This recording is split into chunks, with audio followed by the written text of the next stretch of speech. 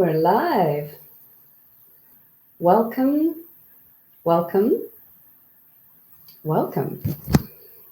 I'm going to ask you to share the city that you're from and let me know if you're watching live or you're watching the replay in the comments below. We are just making sure that everything's on track and it absolutely looks good. I'd love to know where you're tuning in from, where in the world you are, and I would love to know that I've got audio, visual, and we're all good to go. But it seems to me like we are all on track. I'm just double checking. And we're all good to go. Fantastic.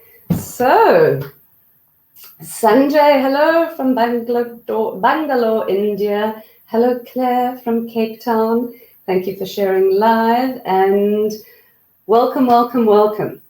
My name is Licia and I'm a career strategist, and you are at the Career Revolution series.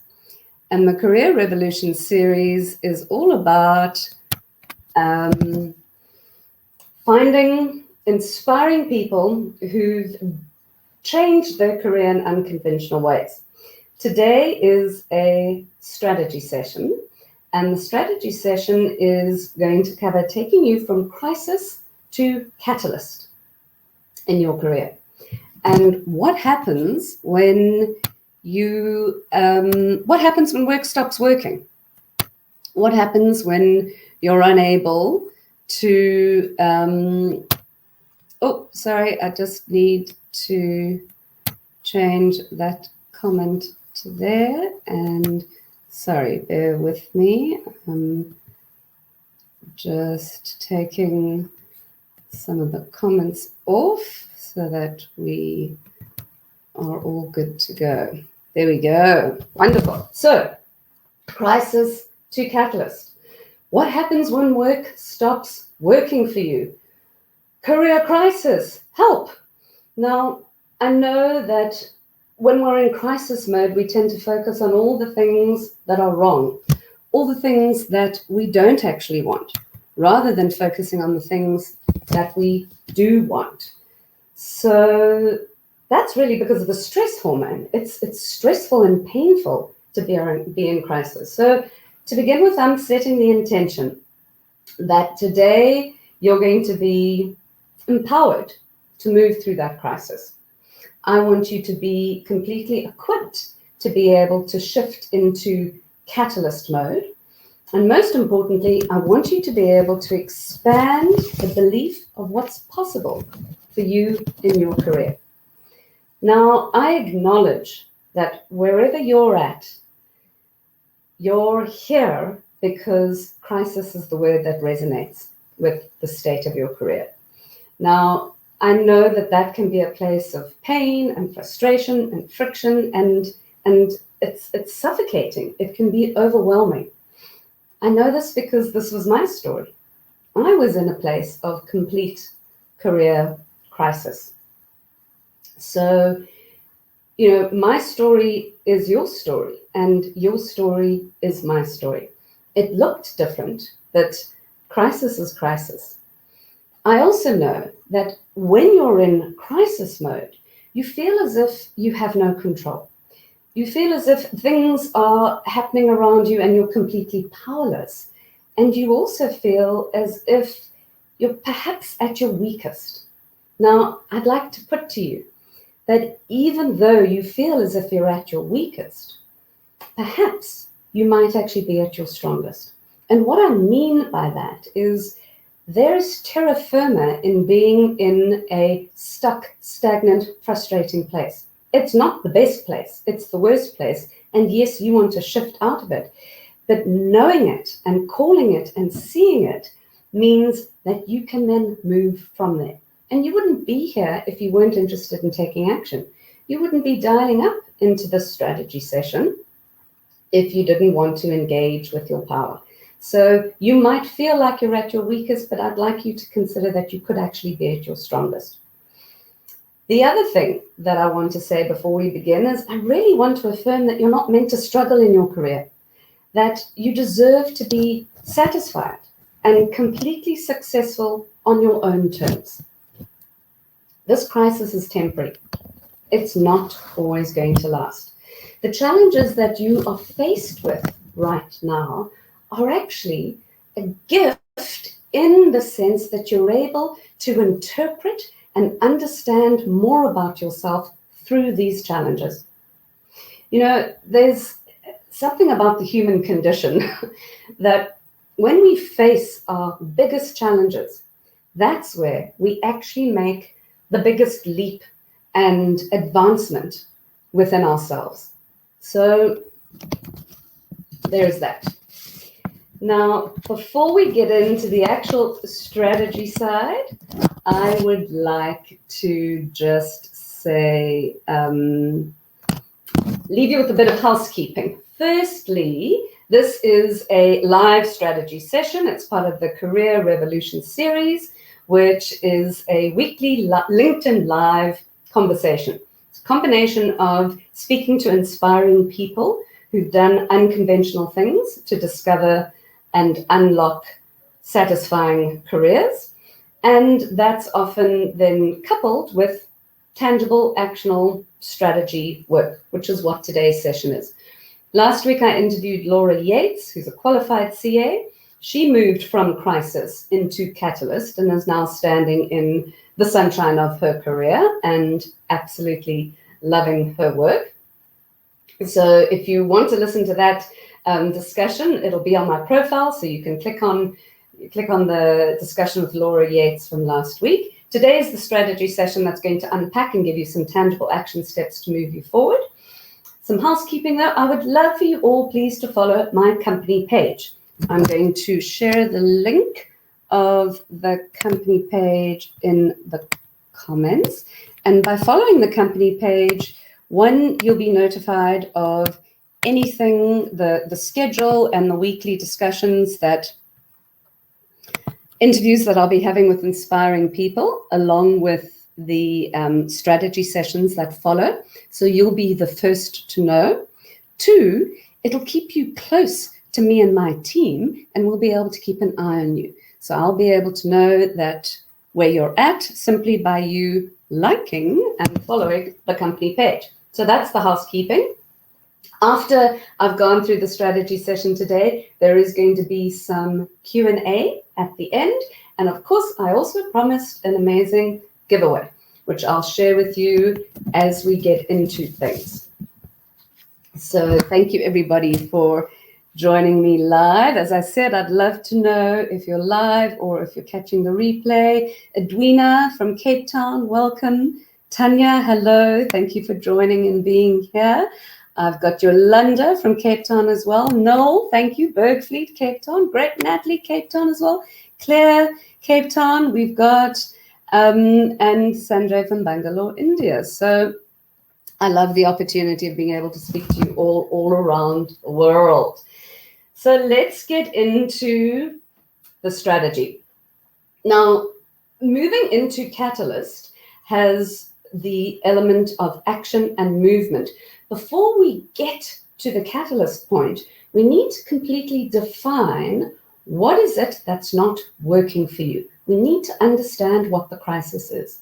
This clarity breeds mastery. You know, the universe rewards people who live an authentic life. And being in a state of friction, being in a crisis state in your career is actually forcing you to be out of integrity with your purpose. So we really need to understand what will it take to bring more meaning and purpose into your work. We need to slow things down and go back to basics and look at what is the state of your career now? We need to almost audit, what is this crisis? I'm going to teach you the strategy of how to do this. So, firstly, the tool that you're going to use to audit the crisis is what I will suggest to you is your attention and your awareness. Attention is the beginning of all creation. Awareness of what is the friction, what is the crisis that I'm in, will give you the understanding to be able to dial into, is it internal? Is my internal friction creating my external reality within my career? Or is it external? Is my external reality creating this internal friction within me? And often cases, it's both. But breaking it down even further, let's look at this. So the tool that you're using is your intention, attention, and your awareness. You're going to bring your awareness into understanding what's not working. Now, there are 3 elements of your career that you need to unpack in terms of auditing with the tool of awareness. People, process, or place. So you want to understand the who, the how, and the where. What of those 3 elements is not working?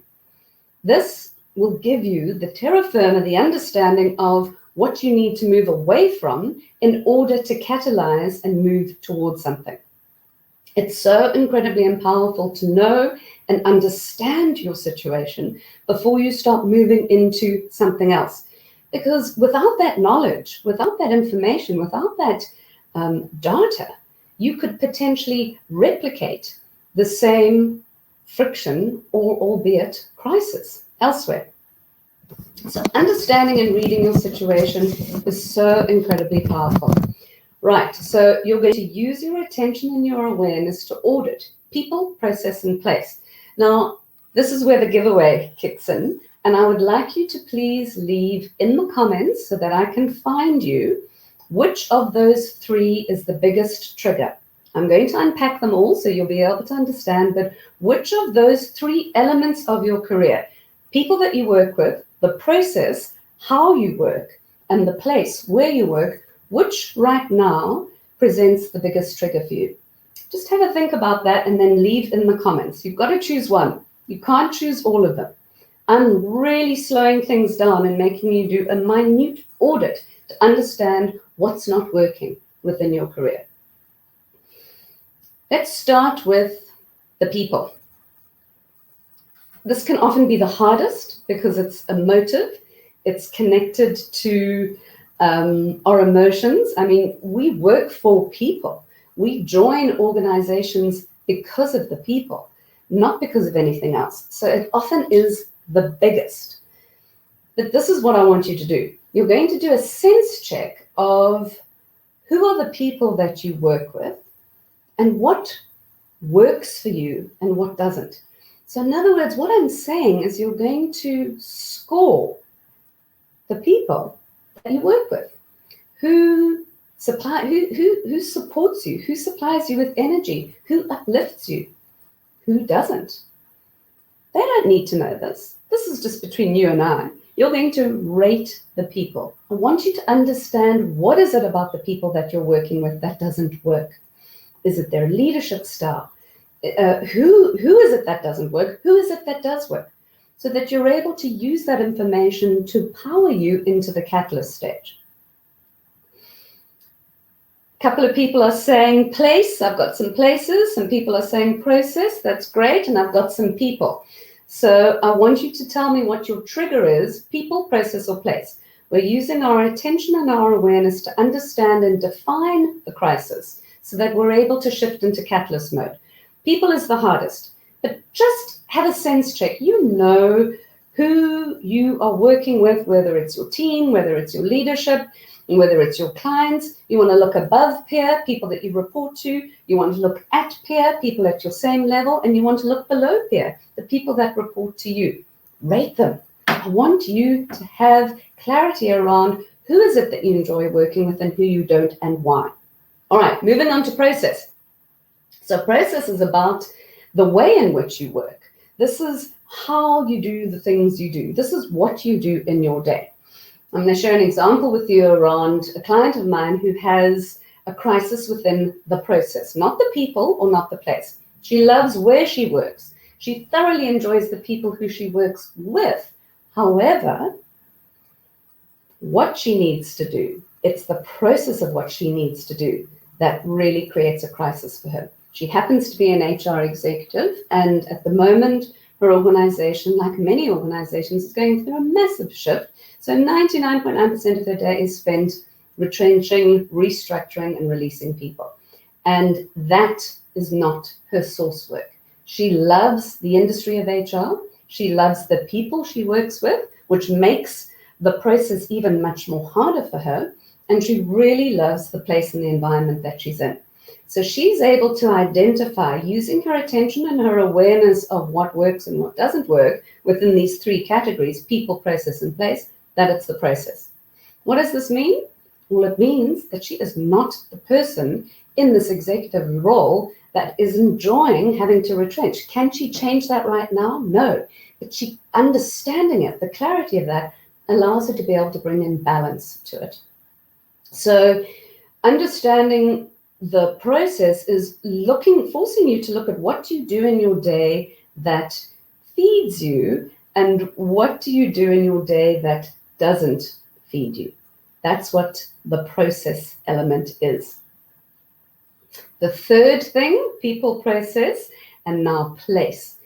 Place is everything else that people doesn't cover and process doesn't cover. So place would be your environment, the industry, your actual physical office space, the organization, the brand, the type of the division within the organization. You love your organization, but you don't enjoy the division that you're in, for example. So place gives you the awareness of everything else that happens around you, other than the people that you interact with and the type of work you do. So this is essential in being able to pinpoint where your crisis elements are coming from. So please, as I said, leave in the comments. This is going to connect you to the giveaway. If you tell me, you've got to choose one of them, people, process, or place. What is your biggest trigger? And then I will see that in the comment and I will be able to send you a strategy to be able to further unpack that and help shift that through it. We haven't yet moved to the catalyst. We're still in the situation of needing to define the crisis.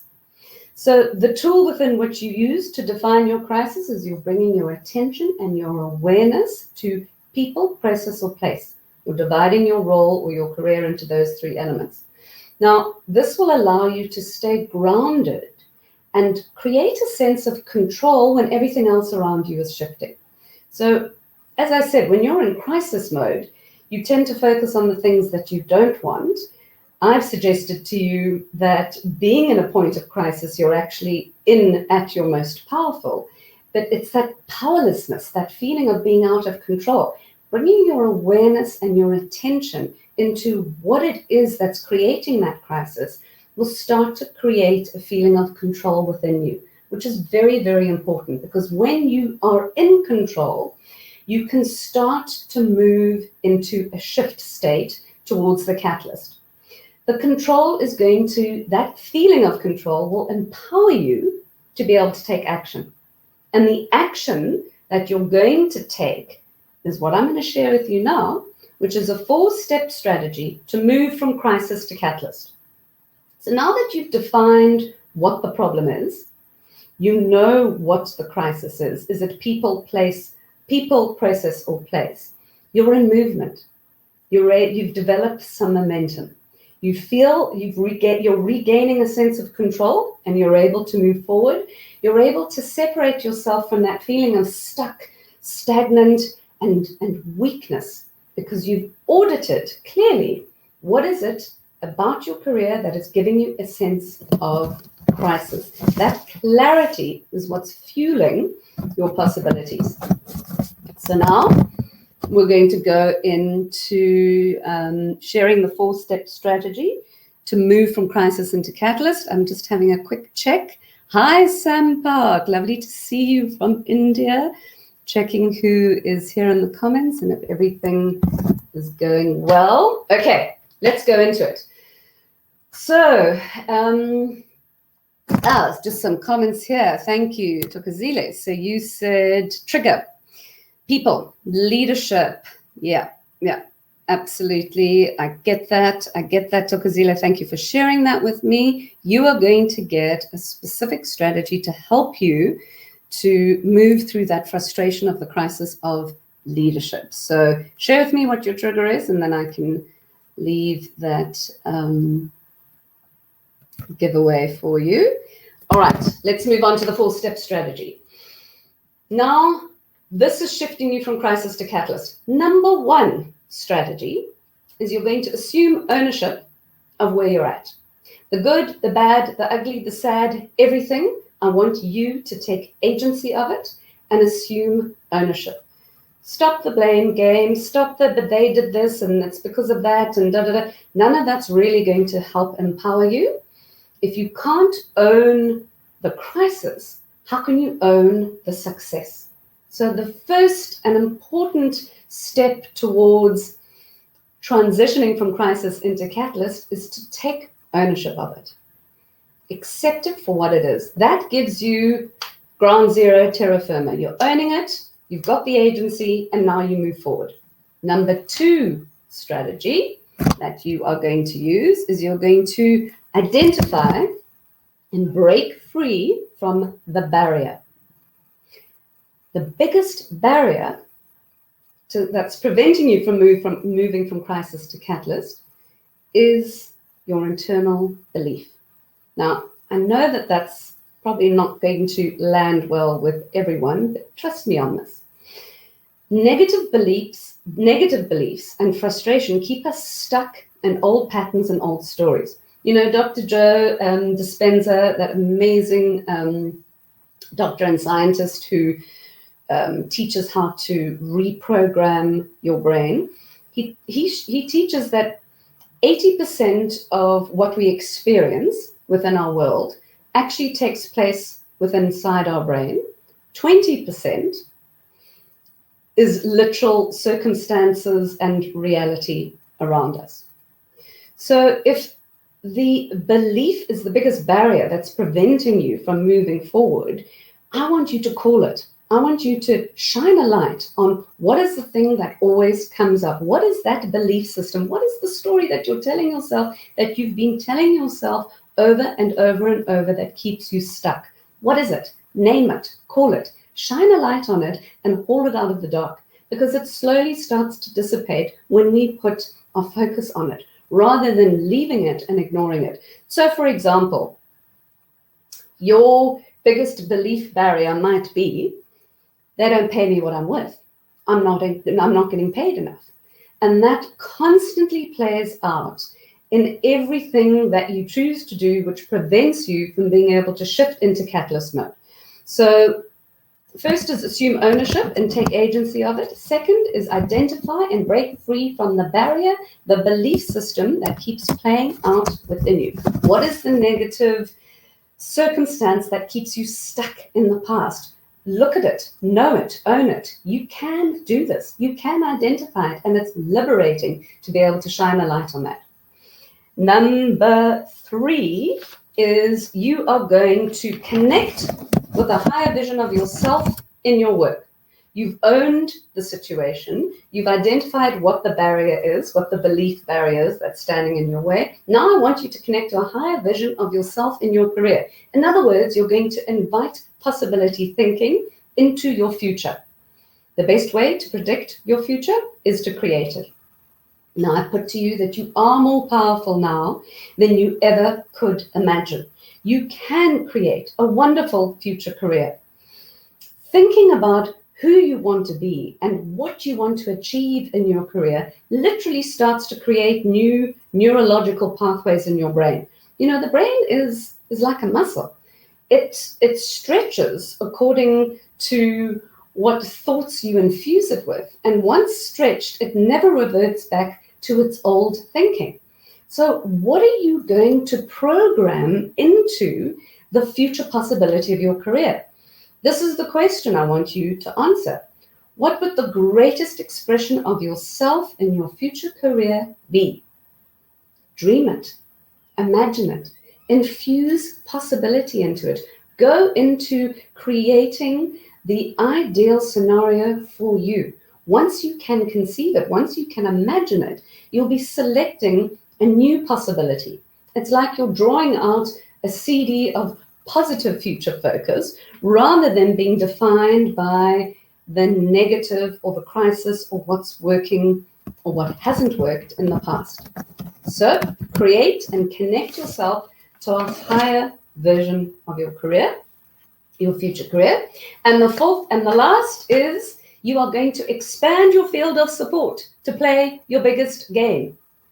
Who are the people that are going to buy in to this future focused possibility thinking of your career? Find the people who've achieved what you want. Look ahead for the ordinary people who've done extraordinary things, common people who've done uncommon things. You're going to be looking for the power partners that can help amplify your vision. Who are the career collaborators that you can find around you that you can bring along to support your goals? Who are the champions, the people that you currently know in your career who will buy into this bigger vision of you? You know, each new stage of your career not only requires new thinking, but it requires a new network, a new support process around you. What type of people do you have the best conversations with? Those are the people that you want to infuse and expand into your network with. Now, as Robin Sharma says, making a change, moving from crisis into catalyst, at first it's going to be hard, in the middle it's going to be messy, but at the end it's going to be magnificent. So firstly, just to summarize, you've defined what your crisis is: people, process, or place. You've identified what is it that's not working. You are then going to move into momentum, power, action mode, take control, and move through the process to catalyst by taking ownership of where you're at, accepting everything, the good, the bad, the ugly, the sad, and just taking on the agency of your career. Number two, you're going to identify and break down the barrier of belief that stands in your way. Number three, you're going to connect yourself to a higher vision of your future career. Connect yourself to the greatest expression of what you can be in your career. Number four, you're going to expand your field of support in order to play your biggest game. Each new stage of your career requires a new network, a new connection.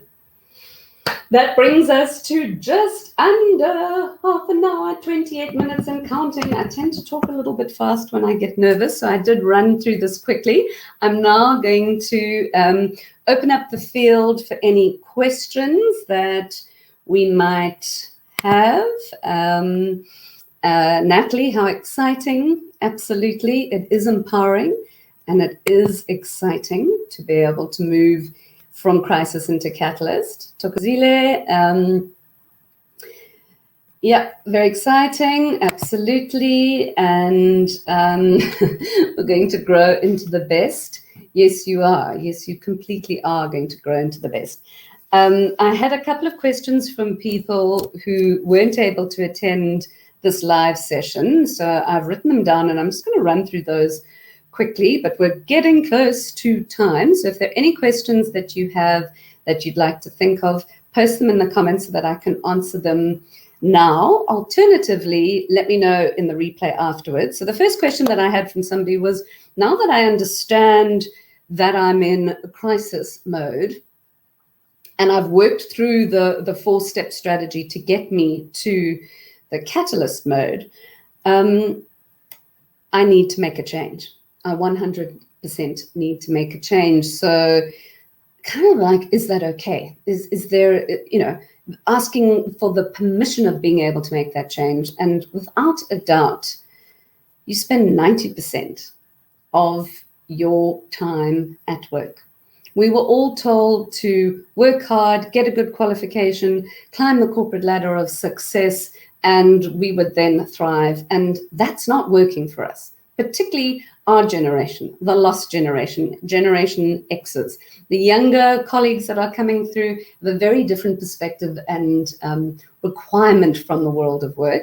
But the question was, now that I know this, I need to make a move. I need to make a change. How do I do that? And well, my friends, that's another strategy session. Now that you know that you've defined the crisis, now that you know that you're able to move to the catalyst stage, where to from there, that's what we can bring into another.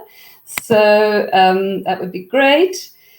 Just to share some comments, Janine saying, thank you, very thought-provoking. Company info page, please, Chris. Yes, I will copy and paste the link to the company page. As I said, please go ahead and follow the company page so that my team and I know that you're there and we can keep you close.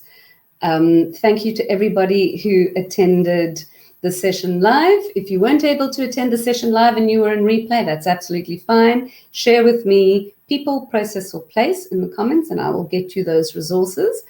And our time here is done. This information is to help shift and move you. And it would be my absolute greatest desire to see that you're able to use this process to shift forward in your career. Believe in your wildest career dreams, because I do. Thank you for your presence. Thank you for your time. And I will see you all on LinkedIn. Bye-bye.